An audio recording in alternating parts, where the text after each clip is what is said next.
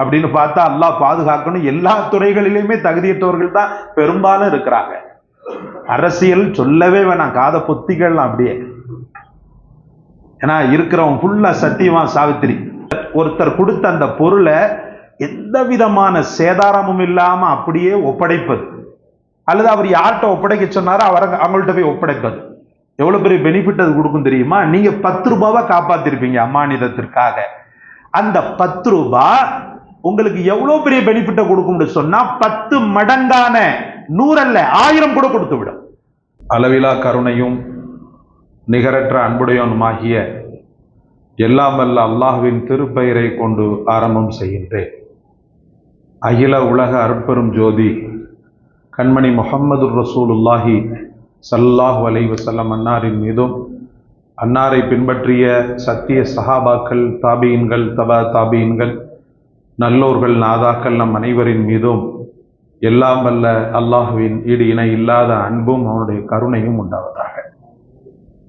அன்பிற்கும் மிகுந்த மரியாதைக்கும் உரிய அல்லாஹ்வின் நல்லடியார்களே, ஒரு மனிதனுடைய புகழ் 2 விதமாக இருக்கிறது. ஒன்று, வானுலகத்திலிருந்து அல்லாஹ்வால் தரப்படக்கூடிய ஆக்கப்பூர்வமான புகழ். இன்னொன்று, அந்த புகழை தேடி சில பல காரியங்களை கண்காட்சி போல செய்துவிட்டு மனிதர்களின் மூலமாக வரக்கூடிய புகழ்.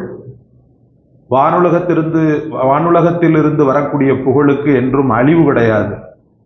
ஆனால் ஏதோ 1-2 செய்துவிட்டு மக்கள் மனதில் இடம்பெற வேண்டும் என்ற பொய்யான பாசாங்கு செய்து அதன் மூலமாக கிடைக்கக்கூடிய புகழ் கூடிய விரைவிலேயே காலாவதியாகிவிடக்கூடிய ஒரு சூழல் ஏற்படும். அதில் பரக்கத் இருக்காது. அன்பிற்குரியவர்களே, இந்த புகழ் எப்போது மனிதனுக்கு ஏற்படும் என்று பார்க்கும்போது அவனுடைய குணங்கள், அவனுடைய அளப்பெரிய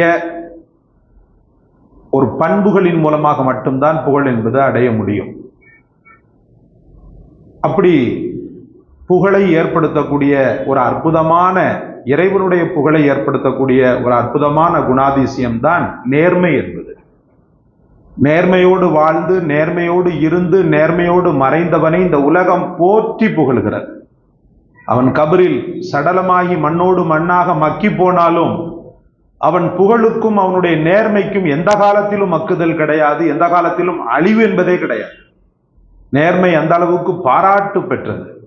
உங்களுக்கு தெரியாதது ஒன்றும் அல்ல, முஹம்மது ரசூலுல்லாஹி ஸல்லல்லாஹு அலைஹி வஸல்லம் அவர்கள் தீனுல் இஸ்லாத்தை மக்களுக்கு மத்தியில கொண்டு வருவதற்கு முன்பே பெருமானார் ஸல்லல்லாஹு அலைஹி வஸல்லம் தன்னுடைய நேர்மைக்காகத்தான் மக்களிடத்திலே பாராட்டு பெற்றார்கள். அஸ்ஸாதிக், அல் அமீன் என்று மக்களால் போற்றப்பட்டார்கள். சொல்லியது அபூபக்கர் சித்திக்கோ அல்லது உமர் ரலியல்லாஹு போன்ற அவர்களுடைய நெருக்கமான சஹாபாக்கள் அல்ல, முற்றிலும் இஸ்லாத்திற்கு சம்பந்தம் இல்லாத காபிர்களால் தான் அவர்கள் அல் அமீன், அஸ்ஸாதிக் என்று போற்றப்பட்டார்கள். உண்மையாளர், நம்பிக்கையாளர் என்று போற்றப்பட்டார்கள். இதற்கெல்லாம் காரணம் பெருமானார் ஸல்லல்லாஹு அலைஹி வஸல்லமுடைய அளப்பெரிய நேர்மை, உண்மை. அந்த உண்மைக்கு அல்லாஹ் ரப்பல் ஆலமீன் கொடுத்த மிகச்சிறந்த பரிசுதான் இந்த பட்டங்கள் எல்லாம். அப்போ நேர்மையோடும் நம்பிக்கையோடும் நன்னம்பிக்கையோடும் செயல்படக்கூடியவன் உண்மையிலேயே மிகச் சிறந்தவனாக இருக்கிறான். அவன் எந்த மதத்தை சார்ந்தவனாக இருந்தாலும் சரி, அவன் இஸ்லாமியனாகத்தான் இருக்க வேண்டும் என்ற அவசியம் ஒன்றும் கிடையாது. யாராக இருந்தாலும் சரி மக்கள் போற்றி கொண்டுதான் இருக்கிறார்கள். நேர்மைக்கு எத்தனையோ உதாரணங்களை சொல்லலாம். கடந்த காலங்களில் ஏற்பட்ட ஒரு பெரும் ஒரு அழகான ஒரு சம்பவம். ஆட்டோக்காரர் விட்டு சென்ற நபர்கள், அப்போது செல்போன் எல்லாம் அவ்வளவு பெரிதாக கிடையாது, சில காலங்களுக்கு முன்பு நடந்ததுதான். விட்டு சென்ற நபர்கள் ஒரு நடுத்தர வர்க்கத்தினர் அந்த ஆட்டோல பொருளை அப்படி வச்சுட்டு போயிட்டாங்க.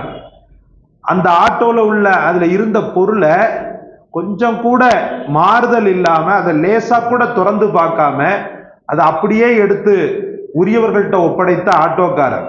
அதே போல வறிய நிலையில் இருக்கக்கூடிய எத்தனையோ மக்கள், சார் உங்க பர்சு கீழே கிடக்குது சார், அந்த பர்சை எடுத்துட்டு ஓடி வந்தேன் உங்கள்கிட்ட, அப்படியான்னு சொல்லிட்டு ஒரு சந்தேக புத்தியோட பார்த்துட்டு பர்சை திறந்து பார்த்தா அதுல ஒரு நயா பைசா கூட குறையல. உச்சாதியாக இப்போது சமீபத்தில் நடந்த ஒரு ருசிகர சம்பவத்தை அதிகமாக பேப்பர்களில் நம்ம பார்க்கிறோம். காக்கா வடை தூக்கிட்டு போன காலம் போய் காக்கா இப்ப தங்க ஆபரணங்களை தூக்கிட்டு போக ஆரம்பிச்சிருச்சு, வளையலை தூக்கிட்டு போக ஆரம்பிச்சிருச்சு, மோதிரத்தை தூக்கிட்டு போக ஆரம்பிச்சிருச்சு. அவைகளுக்கு தெரியாது இது விலை உயர்ந்தது, மதிப்பற்றது அப்படின்றதெல்லாம் தெரியாது. தூக்கிட்டு போயிடுச்சு. தூக்கிட்டு போயிட்டு திருவனந்தபுரத்தை சார்ந்த ஒரு சகோதரி துணி துவைத்து கொண்டிருக்கிறார். சரி, யார் இருக்கிறா அப்படின்னு சொல்லிட்டு வலையில கலட்டி வச்சுட்டு, அந்த சோப்பு தண்ணி பட்டா வம்பா போகும்னு சொல்லிட்டு வலையில கலட்டி வச்சுட்டு துணி துவைத்து கொண்டிருக்கிறார். அந்த வலையில அந்த காகம் தூக்கி கொண்டு பறந்து செல்கிறது. பதறி துடித்தவராக, ஏன்னா அது கிட்டத்தட்ட ஒரு பவுனோ 2 பவுனோ இருக்கும் போல இருக்கு. பதறி துடித்தவராக பின்னோக்கி ஓடுகிறார். ஆனாலும் அந்த காகம் நின்றபாடில்லை. அங்கே சென்று இங்கே சென்று கடைசியில் அது ஒரு மரத்துக்கு மேலே ஏறிக்கொண்டது. எங்கே தேடியும் அந்த நகை கிடைக்கவில்லை. வருடங்கள் ஓடிவிட்டது, 1-2 வருடங்கள் தாண்டி விட்டது. அதற்கு பிறகு ஒரு பாய் ஒருத்தர், ஒரு முஸ்லீம் ஒருத்தர், தாடி வச்சு தொப்பி வச்சுன்னு சொல்லும் போது எனக்கு ஒண்ணு ஞாபகம் வருது. சமீபத்தில் ஒரு சாமியார் ஒருத்தன் ஆதீனமா பேதீனமா, அந்த ஆதீனம் தன்னை கொல்ல வந்த கொலைகாரர்கள், கார் ஆக்சிடென்ட் விபத்தை ஏற்படுத்தி என்னை கொல்ல வந்த கொலைகாரர்கள், அவர் தாடி வச்சிருந்தாரு தொப்பி வச்சிருந்தாருன்னு சொல்லி ஒரு அயோக்கியனின் பிம்பமாக பொய் சொன்ன கதையை நம்ம பார்க்கிறோம். ஆனா இன்னைக்கு நான் சொன்னேன் இல்லையா, வானுலகத்திலிருந்து அல்லாவால் ஏற்படுத்தப்பட்ட ஆக்கப்பூர்வமான புகழ், நேர்மைக்கு கிடைத்த பரிசு, ஒரு சாதாரணமான எளிமையானவன் அவர் நினைச்சிருந்தாருன்னு சொன்னா எத்தனையோ வருஷங்கள் ஆகி போச்சு, இப்ப யார் உட்கார்ந்துகிட்டு அதை பார்த்துக்கிட்டு இருக்கிறா அப்படின்னு சொல்லி கிடைக்கப்பெற்ற அந்த பொருளை விற்று தனக்கு எடுத்துக்கொள்ளலாம். இப்போ ஆயிரக்கணக்கான விலை, 2 பவுன்றது சாதாரணமான விஷயம் அல்ல. ஆனாலும் மேல் இருக்கக்கூடிய ரப்புக்கு பயந்தார், எங்கள் நாயகம் முஹம்மது ரசூலுல்லாவுக்கு பயந்தார், இந்த தீனுல் இஸ்லாம் எதில் கட்டமைக்கப்பட்டிருக்கிறது என்பதற்கு பயந்தார். என்ன செய்தார்? அந்த சகோதரியிடத்துல உரியவரிடத்துல ஒப்படைத்தார். இதையெல்லாம் பார்க்கும்போது எத்தனை சங்கிப்பய வந்தாலும் சரி, இஸ்லாமிய மக்களின் மீது மற்ற மக்கள் கொண்ட அந்த நன்னம்பிக்கை ஒரு துளி கூட வீணாகாது, ஒரு துளி கூட பொய்யாகாது அப்படின்றது நிதர்சனமாக அந்த சம்பவம் நமக்கு எடுத்து எம்பியது. இவரை இப்படி செய்ய வைத்தது எது சகோதரர்களே? அது கூட்டிலிருந்து கீழே விழுந்தது. கீழே விழுந்த உடனே சிதிலம் அடைஞ்சு போய் விழுந்தது. அதை எடுத்து அப்படியே கொண்டு ஒப்படைச்சிட்டார். அதை நம்ம பார்த்தோம். இதை செய்ய வைத்தது எது என்று பார்க்கும்போது அல்லாஹ் ரப்புல் ஆலமீன் தன்னுடைய குர்ஆனிலே சொல்வான், இன்னல்லாஹ யஅமுருக்கும் அன் துஅத்துல் அமானாத்தி இலா அஹ்லிஹா. நிச்சயமாக அல்லாஹ் உங்களுக்கு ஏவி இருக்கிறான், கட்டளையிட்டு இருக்கிறான். என்ன கட்டளை? அன் துஅத்துல் அமானாத்தி இலா அஹ்லிஹா. அமானிதத்தை உரியவர்கிட்ட நீங்க ஒப்படைக்கணும்னு சொல்லி அல்லாஹ் கட்டளையிட்டு இருக்கிறான் என்று அல்லாஹ் சொல்கிறான். நல்ல புரியணும்.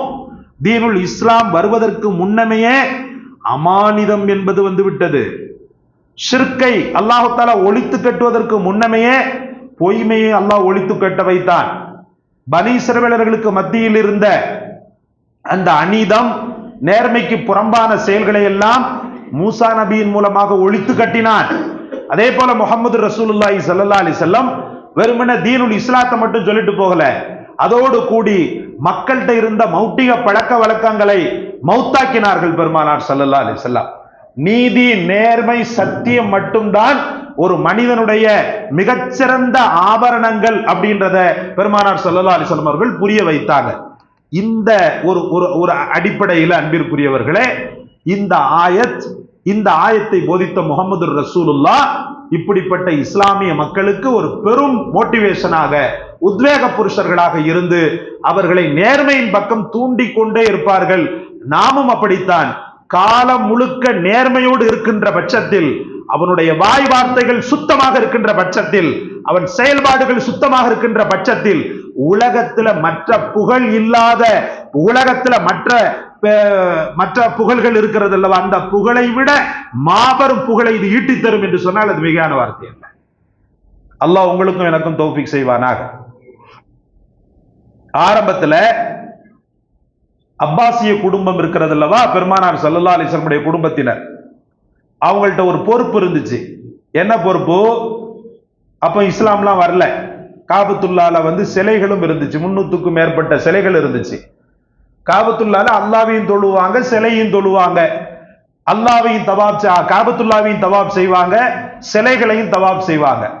அப்ப வரக்கூடிய யாத்ரீகர்களுக்கு தண்ணீர், ஜம்சம் தண்ணீரை கொடுக்கக்கூடிய பொறுப்பு யார்கிட்ட இருந்துச்சுன்னு சொன்னா சையதுனா அப்பாஸ் ரலியல்லாஹு அவர்கள்ட்ட இருந்துச்சு. ரசூலுல்லாஹி ஸல்லல்லாஹு அலைஹி வஸல்லம் பெரிய தந்தை அப்பாஸ் ரலியல்லாஹு அவர்களிடத்துல இருந்துச்சு.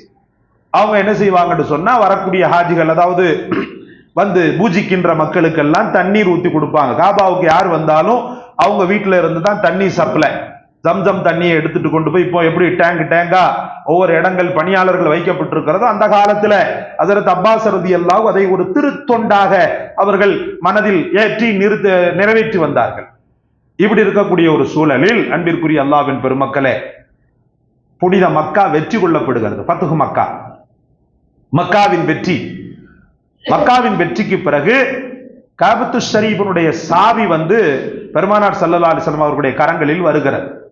வந்த உடனே பெருமானார் ஸல்லல்லாஹு அலைஹி வஸல்லம் தன்னுடைய அப்பாஸ் ரலியல்லாஹு இருக்கிறாங்க இல்லையா, தந்தை அப்பாஸ் ரலியல்லாஹு, அவங்கள்ட்ட சொல்றாங்க, எப்படி நம்ம அந்த காலத்துல இருந்து நம்ம குடும்பம் தான் தண்ணீர் கொடுத்துச்சோ, ஜம்சம் தண்ணீரை மக்களுக்கு விளம்பிச்சோ, அதே போல இந்த பள்ளிவாசலுடைய பரிபாலனங்கள், நிர்வாகம் அனைத்தையும் நாமே பார்த்து கொள்ளலாம், இந்தாங்க சாவின்னு சொல்லிட்டு அப்பாஸ் ரலியல்லாஹு இடத்துல ஒப்படைச்சிட்டாங்க.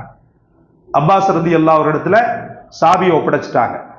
அதுங்காட்டியும் யாருடைய கையில இருந்துச்சுன்னு சொன்னா பனு ஷைபா அப்படின்ற கிளையாறுகளில் முக்கியஸ்தராக இருந்த உஸ்மான் இப்னு தல்ஹாட்ட இருந்துச்சு.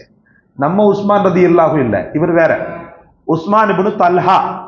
உஸ்மான் இப்னு தல்ஹா இடத்துல தான் மொத்த பரிபாலனங்களும் நிர்வாகமும் இருந்துச்சு.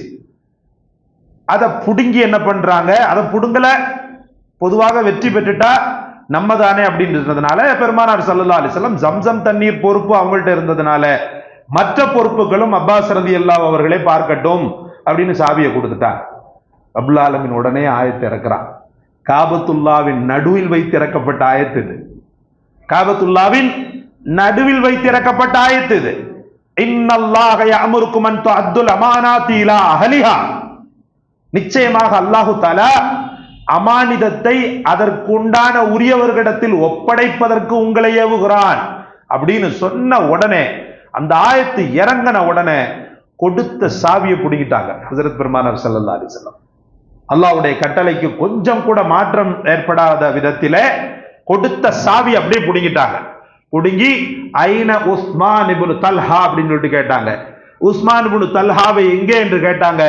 ஓரஞ்சாரத்தில் அவர் நிக்கிறாரு, பயந்து போய் நிக்கிறாரு, எங்கே நம்மளை தண்டிப்பாங்களோன்னு சொல்லிட்டு உஸ்மானை கூப்பிடுறாங்க.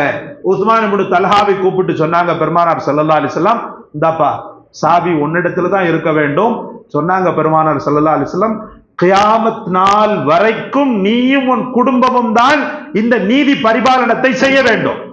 இந்த காபத்து ஷரீஃபினுடைய ஒட்டுமொத்த நிர்வாகமும் உன் குடும்பம் தான் செய்ய வேண்டும். உன் குடும்பத்தாரிடமிருந்து நிர்வாகத்தை எவனாவது அநீதமாக பறித்தானேயானால் அல்லாஹ்வினால் அவன் தண்டிக்கப்படட்டும் அப்படின்னு சொல்லி சொன்னான் பெருமானார் ஸல்லல்லாஹு அலைஹி வஸல்லம். இந்த நேரத்தில் அவர் வந்து முஸ்லீம்லாம் ஒன்றும் கிடையாது. இந்த நேரத்தில் அவர் முஸ்லீம்லாம் ஒன்றும் கிடையாது. சாவி யார் கையில கொடுத்தாங்க? ஒரு இந்து கையில கொடுத்தாங்க. ஏன்னா அவங்க குடும்பம் தான் பார்த்துக்கிட்டு இருக்குது காபத்துல்லாவை. அதை புடுங்கி என்னுடைய சுய லாபத்திற்காக நான் மற்றவர்களுக்கு கொடுக்க விருப்பம் இல்லை, நீதி எப்போதுமே நீதியாகவே இருக்கட்டும். இந்த நீதி ஹஜ்ரத் உஸ்மானை மட்டும் மாற்றவில்லை, அவர் குடும்பத்தையே மாற்றியது. இன்று வரைக்கும் உஸ்மான் இப்னு தல்ஹாவின் குடும்பத்தினர், வம்சாவளியினர் தான் காபத்து ஷரீஃபினுடைய ஒட்டுமொத்த நீதி பரிபாலனத்திற்கு சொந்தக்காரர்கள், சாவிக்கு சொந்தக்காரர்கள். சகோதரர்களே, அந்த ரசூலுடைய வார்த்தை இன்றும் மீறப்படவில்லை, தொடர்ந்து நடந்து கொண்டிருக்கிறது. அவங்களுடைய குடும்பம் தான் பார்த்து கொண்டிருக்கிறது. அப்போ ஒரு நீதிக்கு இறைவன் கொடுத்த பரிசை நல்ல பார்க்கணும். நான் சொன்னேன் அல்லவா, ரெண்டு புகழ். ஒன்று வானுலகத்திலிருந்து ரப்புல் ஆலமீன் உங்களுக்கு தரக்கூடிய அற்புதமான புகழ். இன்னொன்று மனிதனிடத்திலே கவர் பண்ணப்படுவதற்காக மனிதனுக்கு ஒரு எதையாவது ஒன்று ஏற்படுத்தி அவன்கிட்ட புகழ் அடையணும்னு சொல்லி நீங்க அடையக்கூடிய உலக சார்ந்த புகழ், அது அழிஞ்சு போயிடும்.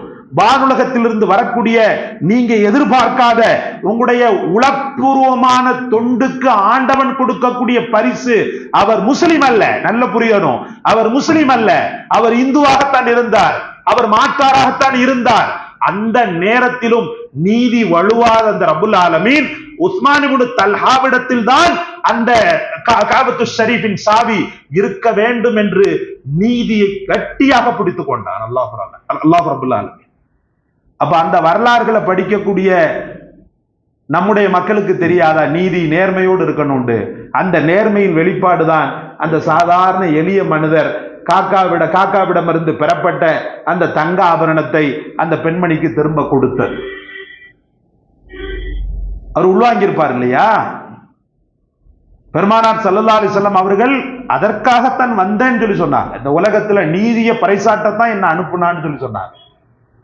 வெறுமனே முகமது நபிய சத்தியத்திற்காக மட்டும் அனுப்பல. இந்த உலகத்துல நீதி பால்படுத்தப்படும் போது அந்த நீதியை கரெக்ட் பண்றதுக்காக தான் என்ன அனுப்புனா அல்லாஹு தஆலா அப்படின்னு சொல்லி சொன்னாங்க முஹம்மது ரசூலுல்லாஹ். இன்னொரு கட்டத்தில் அன்பிற்குரியவர்களே, பெருமானார் ஸல்லல்லாஹு அலைஹி வஸல்லம் சபையோர்கள் மத்தியில் அமர்ந்திருக்கும் போது ஒரு சஹாபி கேட்கிறார், யா ரசூலல்லாஹ் மத்தஸ்ஸா, கியாமத் நாள் எப்போது அப்படின்னு கேட்கிறார். கேட்ட உடனே பெருமானார் ஸல்லல்லாஹு அலைஹி வஸல்லம் அவர்கள் அவரை கண்டுக்கறல திருப்பிட்டாங்க முகத்தை. திருப்பியும் ரசூலுல்லாஹ்க்கு காதுல விழலையோன்னு சொல்லிட்டு கொஞ்சம் சவுண்ட கொஞ்சம் கூட்டி டெசிபலை கூட்டி மத்தஸ்ஸா யா ரசூலல்லாஹ் கியாமத் நாள் எப்போது அப்படின்னு சொல்லிட்டு கேட்டார். அப்பவும் பெருமானார் ஸல்லல்லாஹு அலைஹி வஸல்லம் அவர்கள் பதில் கூறல, அப்படியே இருக்கிறாங்க. அவர் அமைதியா உட்கார்ந்துட்டார். அதுக்கப்புறம் பெருமானார் ஸல்லல்லாஹு அலைஹி வஸல்லம் அவர்கள் மன் சுஆலு ஸா, கியாமத் நாளை பத்தி கேட்ட அந்த நபர் யாருன்னு சொல்லிட்டு கேட்டாங்க. அவரை சுட்டி காட்டப்பட்டது. எழுந்திருந்தாங்க. அவர் எழுந்தார். சொன்னாங்க பெருமானார் ஸல்லல்லாஹு அலைஹி வஸல்லம், இதா முய்யாத்தில் அமானா, அமானிதங்கள் மோசடி செய்யப்பட்டால், அமானிதங்கள் பாழ்படுத்தப்பட்டால் கியாமத் நாளை எதிர்வாரு அப்படின்னு சொல்லி சொன்னாங்க. அமானிதங்கள் பாழ்படுத்தப்படுவது என்பது யாது அப்படின்னு சொல்லிட்டு கேட்டார். அமானிதங்கள் பால்படுத்தப்படுவதுன்னா என்ன அப்படின்னு சொல்லிட்டு கேட்டார். அப்ப பெருமானார் ஸல்லல்லாஹு அலைஹி வஸல்லம் அவர்கள் சொன்னாங்க, தகுதி இல்லாதவனிடத்தில் பொறுப்புகள் ஒப்படைக்கப்படும் போது அது அமானித மோசடி.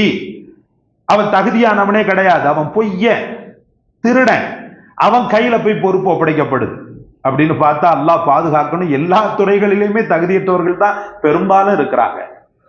அரசியல் சொல்லவே வேணாம், காத பொத்திகள்லாம் அப்படியே. ஏன்னா இருக்கிறவன் ஃபுல்லா சத்தியவான் சாவித்திரி. கியாமத் நாளை எதிர்வாருண்டாங்க ரசூலுல்லாஹி ஸல்லல்லாஹு அலைஹி வஸல்லம். அன்பிற்குரிய அல்லாஹ்வின் பெருமக்களே, அமானிதத்துடைய விஷயத்துல எவ்வளவு பெரிய பரக்கத்திற்கு தெரியுமா? நீங்க ஒருத்தரை அமானிதமாக ஒருத்தர் கொடுத்த அந்த பொருளை எந்த விதமான சேதாரமும் இல்லாம அப்படியே ஒப்படைப்பது, அல்லது அவர் யார்கிட்ட ஒப்படைக்க சொன்னாரோ அவங்கள்ட்ட போய் ஒப்படைப்பது, எவ்வளவு பெரிய பெனிஃபிட் அது கொடுக்கும் தெரியுமா? நீங்க 10 ரூபாவை காப்பாத்திருப்பீங்க அமானிதத்திற்காக. அந்த 10 ரூபாய் உங்களுக்கு எவ்வளவு பெரிய பெனிஃபிட்டை கொடுக்கும்னு சொன்னா 10 மடங்கான 100 அல்ல 1000 கூட கொடுத்து விடும். அதுக்கு எடுத்துக்காட்டா நம்ம சொல்றதாக இருந்தா புகாரில ஒரு ஹதீஸ் ஒன்று வருகிறது. பனி இஸ்ரவேலர்களை சார்ந்த ஒரு நபர் அழகாக வியாபாரம் செய்து கொண்டிருந்தார். திடீரென்று ஒரு ஊருக்கு போகிறார். பணம் முற்றிலும் அவருக்கு இல்லை. திருப்பி பயணம் பண்றதுக்கும் வழி இல்லை. என்ன பண்றதுன்னு தெரியல. கடைசியில அவர் என்ன பண்றாருன்னா, அங்க உள்ள யாராவது ஒரு தனபந்தர் யாராவது இருக்கிறாங்களான்னு சொல்லிட்டு பாக்குறாரு. அப்படி ஒருத்தர் கடன் கொடுத்து உதவுறாருன்னு கேள்விப்படுறாரு. அவர்கிட்ட போறார். போய் இந்த மாதிரி வந்த இடத்துல இப்படி ஆயிப்போச்சு, எனக்கு கொஞ்சம் பணம் கொடுத்தீங்கன்னு சொன்னா நான் அதை திருப்பி நான் உங்கள்கிட்ட எப்படியாவது ஒப்படைச்சிருவேன். எப்படியாவது ஒப்படைப்பீங்களா? நீங்க யாருன்னே தெரியலீங்களே அப்படின்னு அவரு சொல்றார். இல்ல, நான் யாருன்னு உங்களுக்கு தெரியாது, நான் வெளியூரை சார்ந்தவன், வியாபார நிமித்தமாக வந்த இடத்துல இப்படி ஆயிடுச்சுன்னு சொல்லிட்டு என்ன செய்யறார், அவர் திரும்பவும் எக்ஸ்பிளைன் பண்றார். சரி, நான் பணம் தருகிறேன், சாட்சி வேணுமே அப்படின்னு அவர் சொல்றார். எப்பவுமே கடன் கொடுக்கும்போது சாட்சி ஒன்றை ஏற்படுத்திக் கொள்வது சுன்னத்தது.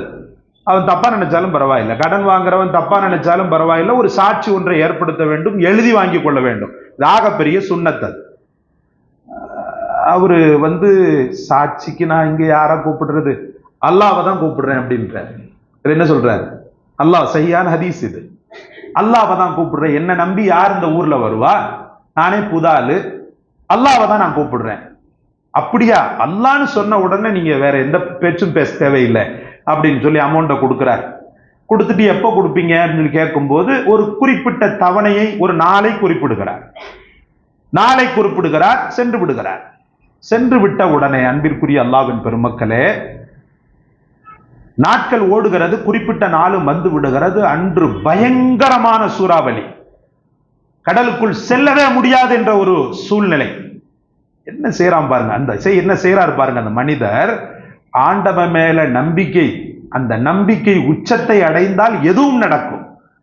ஒரு மரக்கட்டைக்குள்ள அவருக்கு கொடுக்க வேண்டிய உரிய தொகையை வைத்து நல்ல இறுக்கமாக கட்டுகிறார். அந்த கட்டையை உடைத்து உள்ளே அந்த திருகங்களை வைத்து நன்றாக இறுக்க கட்டுகிறார். கட்டி எந்த இறைவனை சாட்சியாக வைத்தேனோ அந்த இறைவனையே இதை உரியவரிடம் கொண்டு செல்ல பொறுப்பு சாட்டுகிறேன். என்னை படைத்த ரப்பிடத்திலேயே நான் பொறுப்பு சாட்டி இதை நான் எரிகிறேன், கொண்டு செல்ல அவனை நான் பணிக்கிறேன் அப்படின்னு சொல்லிட்டு பிஸ்மில்லான்னு சொல்லி தூக்கி எரிஞ்சார். எரிஞ்ச உடனே அவர் அவ பாட்டுக்கு இருந்துட்டார். போகுமோ போகாதோன்ற மாதிரி அப்படி ஒரு மனித இயல்பு தானே. அன்பிற்குரிய அல்லாஹ்வின் பெருமக்களே, காலங்கள், சூறாவளி காலங்கள் எல்லாம் முடிந்து மழை இயல்பு நிலைக்கு மாறுகிறது. அதற்கு பிறகு பயணம் செய்து அந்த உரிய ஊருக்கு செல்கிறார். சென்று தூக்கி கொண்டு ஓடுவது, அதாவது வேகமாக ஓடி வருகிறார். வேகமாக ஓடி வந்த உடனே அந்த நபர் குறுக்கிடுகிறார். என்ன அப்படின்னு சொல்லி கேட்கிறார். இல்ல, நான் பொருள் உங்களுக்கு நான் இன்னைக்கு கொடுக்கணும்னு சொல்லிட்டு வாதா கொடுத்தேன், அது எனக்கு வரவே முடியல. அல்லாஹுக்கு தெரியும், பயங்கரமான இயல்பு நிலை மாற்றம், சூறாவளி, அதனால வர முடியல. எந்த பொருள்? நான் உங்கள்கிட்ட கடன் வாங்கியிருந்தேனே, கடன் வாங்கின பொருளை தான் நீங்க அன்னைக்கே கொடுத்துட்டீங்களே அப்படின்றார். கடன் வாங்கின பொருளை அன்னைக்கே கொடுத்துட்டேனா, எனக்கு புரியல அப்படின்னு சொன்ன உடனே, ஜி, நான் என் பிள்ளைகளுக்கும் என் குடும்பத்தாருக்கும் மீன் சமைப்பதற்காக நான் கடலுக்கு சென்றேன். கடலுக்கு செல்லும் போது வித்தியாசமாக ஒரு மரக்கட்டை ஒன்று மிதந்து வந்தது. அந்த மரக்கட்டை என்ன வித்தியாசமாக வருகிறது என்று நான் அதை எடுத்து, சரி மீனும் கிடைச்சிருக்கு, இதுவும் கிடைச்சிருக்கு, இது விறகு எரிப்பதற்கு பயன்படுத்தப்படட்டுமே சொல்லி எடுத்து சென்றேன். எடுத்து சென்று அதை பிளப்பதற்காக செல்லும் போது அது கட்டப்பட்டிருந்ததை நான் பார்த்தேன். அந்த கட்டுக்களை நான் பிரிக்கும் போது அதில் நீங்கள் எனக்கு தர வேண்டிய திருகங்களும் அதோடு கூடி ஒரு துண்டு சீட்டும், என்ன சீட்டு, எந்த ரப்பை நான் சாட்சியாக வைத்தேனோ அந்த ரப்பையே இந்த பொருளை, இந்த கடனை ஒப்படைக்க பணிக்கிறேன் அப்படின்ற அந்த துண்டு சீட்டும் இருந்தது. உடனே நான் சஜிதாவில் விழுந்து அல்லாஹுடைய அந்த ஆற்றலையும் அவனுடைய அளப்பெரிய அருளையும் எண்ணி அன்றே நான் நிகழ்ச்சி அடைந்தேன். உங்களுடைய தக்வா வென்று விட்டது அப்படின்னு சொன்ன உடனே அந்த இருவரும் இறைவனை தொழுதார்கள் என்று பெருமானார் ஸல்லல்லாஹு அலைஹி வஸல்லம் அவர்கள் சொன்னார்கள். இப்படி அல்லாஹ்வின் பாதையில் ஒருவன் நேர்மையாக நடக்கும் போது அதிசயத்தக்க விதத்தில் ரப்புல் ஆலமீன் அவனுக்கு ரிஸ்கை தருகிறார். அதிசயத்தக்க விதத்தில் அவனுக்கு ஆற்றலை தருகிறார். அதிசயத்தக்க விதத்தில் அவனுக்கு அல்லாஹ் பாதுகாப்பை தருகிறார். அதனால் இந்த உலகத்தின் வாழ்க்கையில அந்த காக்கா பாய் இருக்கிறார் பாருங்க, அவரை போல அல்ல, எங்கள் நாயகம் முஹம்மது ரசூலுல்லாஹி ஸல்லல்லாஹு அலைஹி வஸல்லம் அவர்கள் இந்த சமூகத்திற்கு ஆரம்பத்தில் சொன்ன அந்த நேர்மை சத்தியத்தை மௌத்து வரைக்கும் இன்ஷா அல்லாஹ் பின்பற்றி நடந்து இந்த உலகத்தில் நேர்மையானவர்களாக மறைவதற்கு அல்லாஹ் தௌஃபீக் செய்வானாக. வாஹிரு தஅவானா அல்ஹம்துலில்லாஹி ரப்பில் ஆலமீன். அஸ்ஸலாமு அலைக்கும் வரஹ்மத்துல்லாஹி வபரகாத்துஹு.